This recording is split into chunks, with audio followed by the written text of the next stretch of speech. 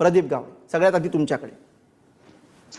नाही, निश्चितच राज्याचे मुख्यमंत्री आणि गृहमंत्री आदरणीय देवेंद्रजी फडणवीस साहेबांनी अत्यंत स्पष्ट शब्दात सांगितलेलं आहे की कुणाचीही दादागिरी खपवून घेतली जाणार नाही. जे कुणी असतील, वाल्मिक कराड असेल किंवा आणखी कुणी असेल, कुणाचीही दादागिरी खपवून घेतली जाणार नाही. प्रत्येकावर कारवाई केली जाणार, तीही कठोर कारवाई केली जाणार, हे आदरणीय मुख्यमंत्री देवेंद्र फडणवीस यांनी स्पष्टपणे सांगितलेलं आहे. त्यामुळे आपण आश्वस्त राहा की प्रत्येकावर कारवाई केली जाईल. काल वाल्मिक कराडला कोर्टाने 14 दिवसाची पोलीस कस्टडी दिलेली आहे. त्या तपासात भरपूर गोष्टी बाहेर येतील आणि त्या तपासातूनच मला असं वाटतं हे जे बाकीचे 3 आरोपी आहेत तेही पकडले जातील.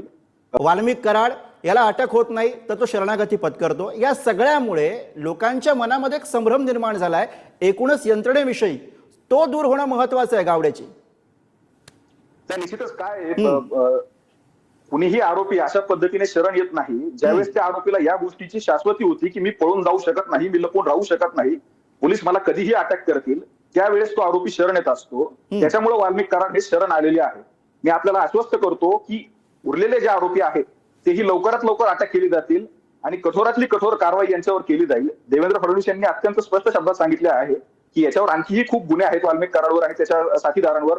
त्याच्यावर मोक्का लावण्यात येईल, न्यायालयीन चौकशी करण्यात येईल, या सगळ्या गोष्टी केल्या जातील. कुणालाही पाठीशी घातलेलं जाणार नाही. जे कोणी याच्यात दोषी असतील त्यांच्यावर कठोर कारवाई केली जाईल. बरं, तरी होत नाही.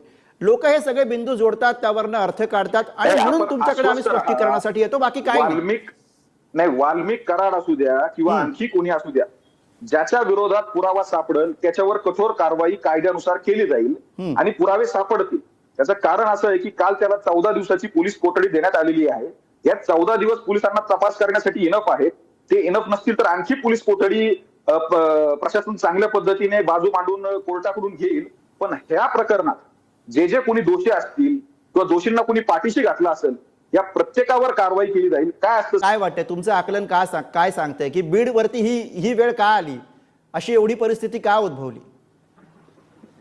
नाही, प्रथम तर मेहबूब शेख यांनी आता बोलताना जे काही सांगितलं की 302 बाबतीत आणि खंडणीच्या गुन्ह्या बाबतीत, तर काल ऑन रेकॉर्ड सीआयडीने हे सांगितलेलं आहे की खंडणीचा गुन्हा आणि खंडणीचा प्रकार आणि खून याचा संबंध आहे, त्या अनुषंगाने तपास करायचा आहे. हे आम्ही कुठंच डिनाय केलेलं नाहीये प्रशासन म्हणून की खंडणीचा गुन्हा आणि हत्या याच्यामध्ये संबंध नाहीये. त्याच्यामुळे निश्चितच ठोस पुरावे शोधून कायद्याच्या आधारावर टिकतील आणि चांगली कारवाई होईल. अशा आधारे ठोस पुरावे शोधून वाल्मिक कराडला त्याच्यातही आरोपी करण्यात येईल आणि तीही कारवाई करण्यात येईल. दुसरे जे काही मुद्दे त्यांनी पोलीस प्रशासनाबद्दल